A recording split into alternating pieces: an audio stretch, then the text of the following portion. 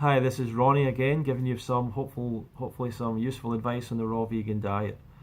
I've been on a raw vegan diet for the last 6 years.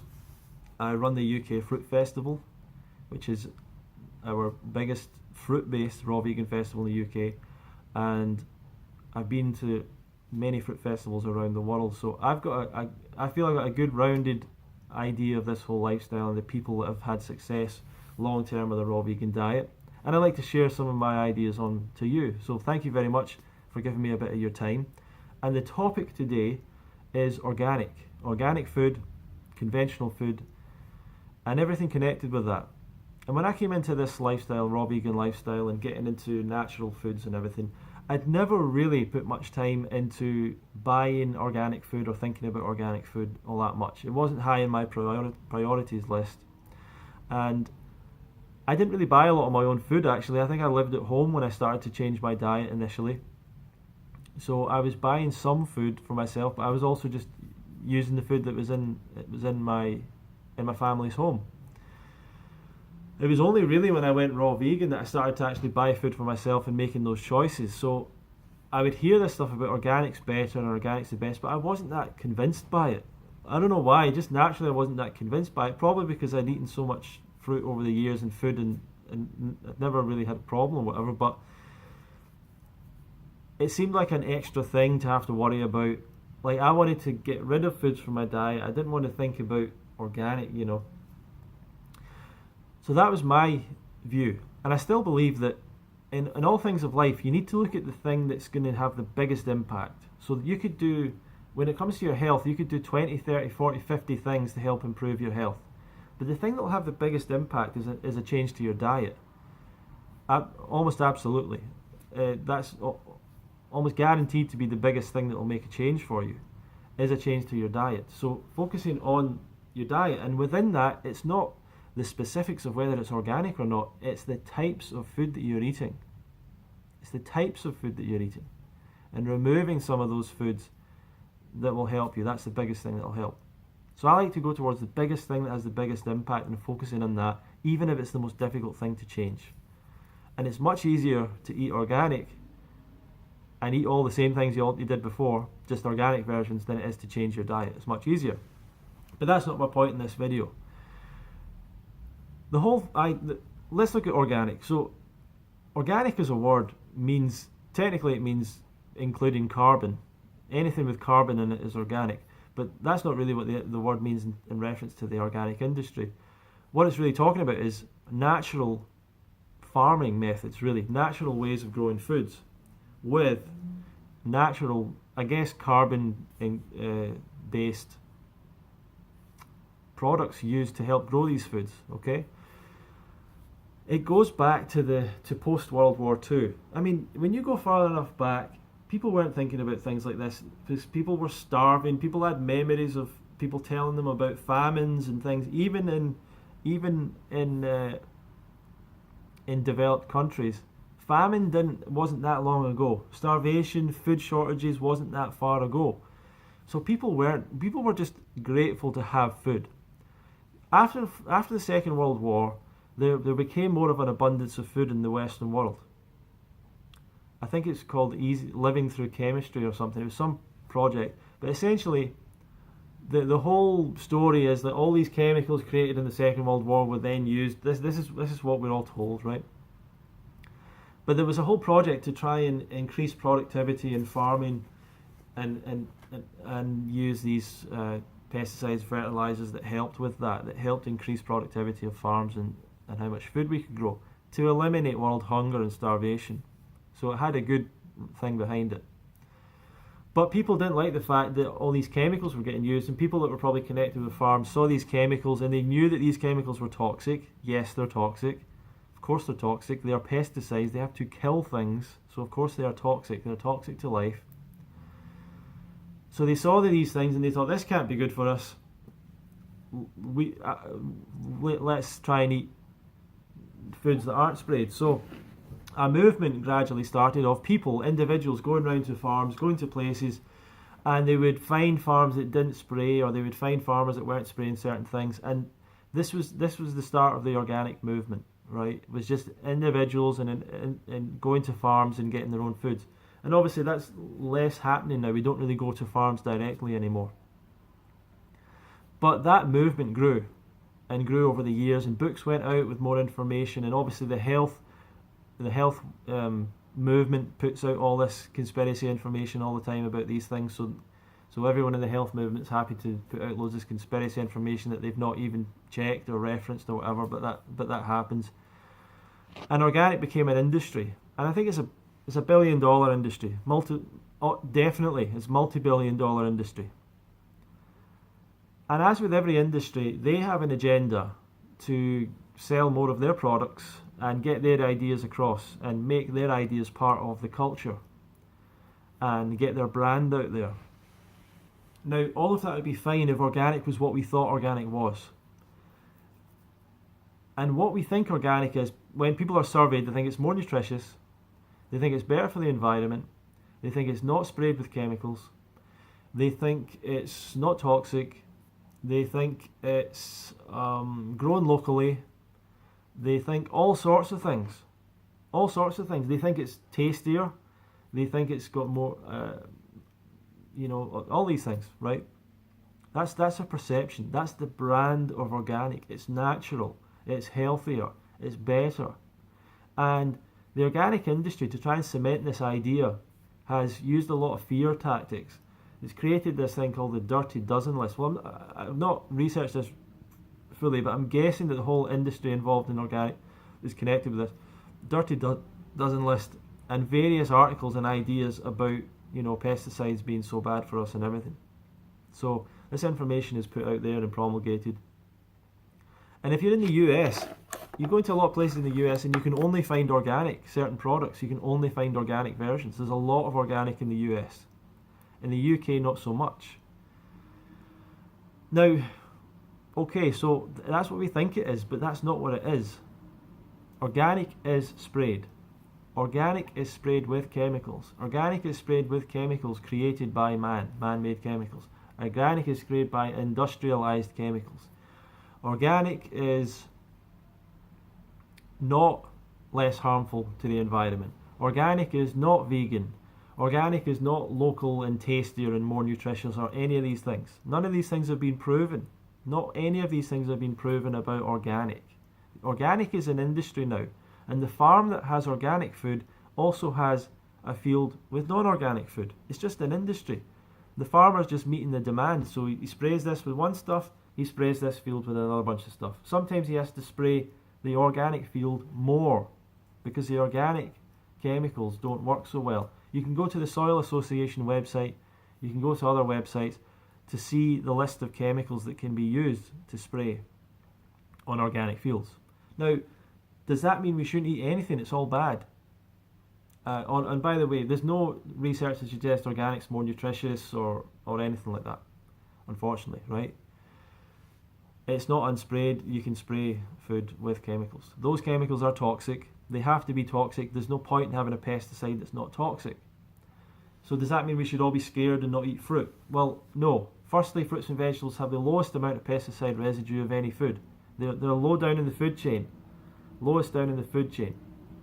They actually are. Fruits have a skin on the outside for a start that stops it getting attacked by pests. It's got. If you think about an orange, when you bite into an orange, how bad does that? Well, bite into the skin of an orange. How bad does that taste? That's a pesticide. That's a natural pesticide in the orange to stop insects going into the orange. That's what a pesticide is. So when a farmer sprays something on an orange, they're spraying something of the equivalent of that thing that's already in an orange. Actually, I can't back that up fully, but that's basically my thought on it, right?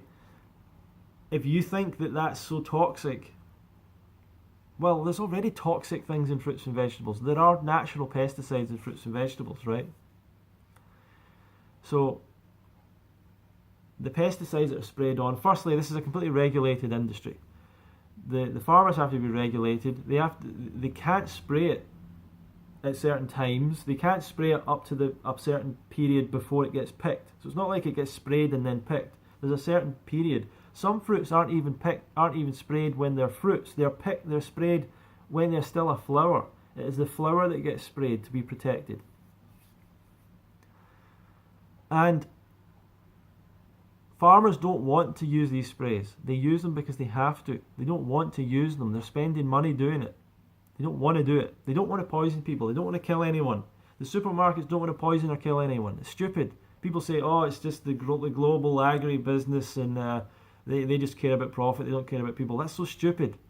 You can't make a profit by poisoning people and killing people. Right? It's so stupid. You really think that a farmer thinks, yeah, I'm gonna go and spray the shit out of this stuff and I'm gonna kill people. You think that's their mindset? You think they want to lose their reputation, lose their business? You think the supermarkets want to lose market share to other supermarkets? Of course they don't. They don't want to put out dangerous products. Maybe not because they care about people that much, but because they know that they're going to lose business if they do that. So the quest for profit is actually the quest for giving value to people over time, and people come back and spend more money. And they're not going to do that if they feel that you're going to get poisoned, right? So no one would take that risk. It's a very regulated industry to make sure all that food is safe. Very regulated. Organic or non-organic, it's very regulated. It's all safe. It's all safe. Another major thing is all fruits and vegetables, regardless of the Dirty Dozen list or whatever, it's much safer for you. It's much more harmful for you to avoid eating fruits and vegetables than to eat 100% organic. Is that right? I'm trying to think of what I said there. It's much more harmful for you to avoid fruits and vegetables than for you to avoid conventional food. I think that's what I mean. So if you decide, I'm just going to eat 100% organic, and you go out and eat organic, but you eat organic like rice and stuff that's in the shops or whatever, and you avoid all these conventional fruits, then that's more harmful to you. Avoiding fruits of any kind is more harmful to you than eating a diet that excludes conventional fruits and vegetables. So it worries me that people are still putting out this information about. So basically, this comes up from people saying stuff about at the UK at the Fruit Fest last year, and some people were bringing up organic. So I thought, well, I better research this. Maybe it'd be good to do a 100% organic festival. That'd be good. There was a guy that left because he found out there wasn't as much organic food as he wanted there to be, and all that kind of stuff, right? And someone phoned me up and they're saying, is it all organic? I said no, and they were saying, oh, that's terrible, you're going against your principles and stuff. And other people have criticised the Fruit Festival for not being 100% organic. So I thought, fair enough, have a look into it, let's see if we can do this. And would it be possible to do it organic, 100% organic?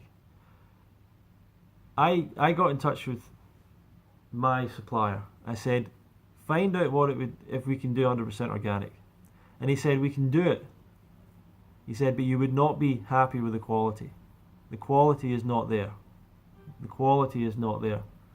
And that's enough for me. I don't mind about the price and all that, but the quality, if it's not good fruit, there's no point in having 100% organic, right? I started to research into organic because I thought, well, I better research this a bit more. It's just disappointed me. I've not found any information to show me that it's healthier, to show me that there's a better reason, better for the environment, better for the animals, vegan or anything. Nothing. Cannot find a single thing. It seems to me like everyone's been misled down this merry-go-round and down this goose chase of this organic. And so this is my conclusion now. Mostly, if it is unsprayed, then potentially it's safer. Actually, unsprayed isn't necessarily safer. There's more to it than that. Because if you want to not spray food, you need varieties that have high natural amounts of pesticide in them already. So there's so much more to this. So there was a thing where some farmers or whatever, they bred a type of celery that didn't need any spray, didn't need to be sprayed, and they grew this without spray, 100% organic, and they got put into the supermarkets, and people were taking it from the supermarkets and they were getting rashes and they were getting problems, and it had to be called off because it was so high in natural pesticides that it was toxic to people, basically. So nature is not always, kind to us. Nature, we talk about Mother Nature. Mother Nature kills as well. It provides for us. It also kills us. So don't think that nature is always good for us, right? That's called the appeal to nature fallacy. Anyway, so unsprayed isn't always best either. But technically, if you ate unsprayed fruit from your garden and all that, yeah, maybe that's better. Maybe it is. Maybe it's a little bit better. Maybe it's a little bit better. Maybe it's a lot better. We just don't know yet. We don't have much information out there to confirm that. We don't have a lot of information. So people are getting worried about toxic things and all that. And a lot of the people that are concerned are not raw vegan. A lot of times it's non-raw vegans worried about eating fruit, looking for some reason. They're fruit phobics. They're looking for a reason not to eat fruit. Particular people did bad raw vegan diets, high-fat raw vegan diets, had problems with that, and they still blame fruit. They still think fruit's the problem. They didn't eat a fruit-based raw vegan diet, and it's a concern for me. So organic, I'm still looking for the information on it. If you've got any, then fair enough. People bring up this thing like, oh well, the farm workers, they're spraying this pesticide and they're getting illnesses and stuff. Those farm workers are eating a junk diet. Don't pretend like these are raw vegans that are getting sick. These are people eating a junky diet, the diet of the junkies. They're hooked on cooked, they're hooked on meat and all this crap, right? They're getting cancer because of that. They're not getting, maybe the chemical isn't helping, right? But it's certainly not helping that they're eating a junk diet. They're eating the cancer diet, the heart disease diet, the stroke diet, the diabetes diet, but they're eating the cancer diet. So if they're getting cancer, it's like not a huge surprise. So where's the conclusion to all this? Yeah, so it is toxic. It is toxic. It's meant to be toxic. It kills pests. It allows our food not to be destroyed by other smaller creatures, right? It allows us not to have famine and starvation. And then people say to me, well, all our food should be created on permaculture farms and then we wouldn't need. This is all rubbish. This is all rubbish. Permaculture is for people growing food in their garden. Permaculture is not for feeding the millions of people on this earth. It's not going to work. It's not anywhere near efficient enough. It's not anywhere near efficient enough. It should be a good backup plan. People should grow their own food and everything. But we're not going to go back anytime soon to a thing where everyone's growing their own food. Like, that's not going to happen anytime soon. We're going to delegate that out to the people that know best, the farmers. And I would suggest that you start to trust the farmers, the regulators, the people that their job is to do that. And here's another thing.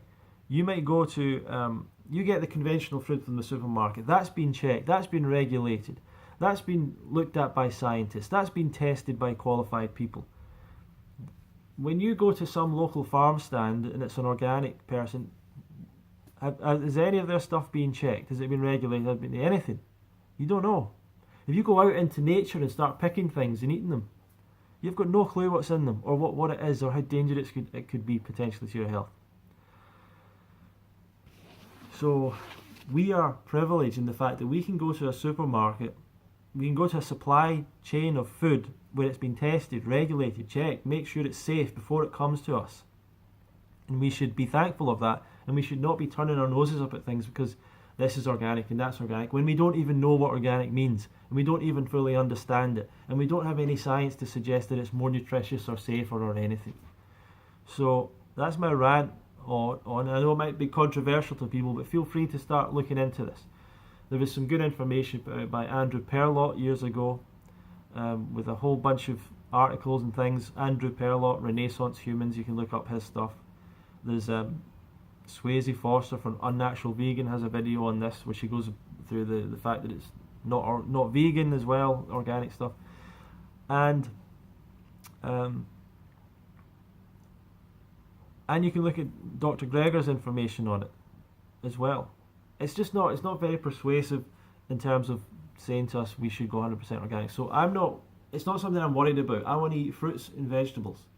I want to remove I want to not eat the bad foods, and I want to get fit.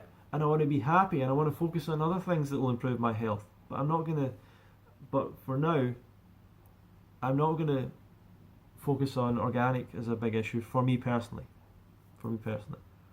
I don't mind trying to source more of it for the UK Fruit Festival, so if it's someone's choice, they can have 100% organic for the duration of the festival. I think that's reasonable, but I don't think it's going to be a 100% organic festival. But if you're an organic farmer and you want to supply us with food, then get in touch, you know. If you can send it to us, I've not got a truck, I'm not going to come and pick it up. But if you can get it over there, then feel free to get in touch. Anyway, this is a long video. Thank you for watching. I'm sure it's controversial, whatever. Put some comments and thoughts below. I just say don't worry about organic, you know. Unsprayed is different. Like your local farmer or whatever, and it's unsprayed, different thing. Different. Organic is an industry. So that's all I have to say on it. And thanks for watching. Like the video, share it if you like, and stay fruity, and fruit is the truth.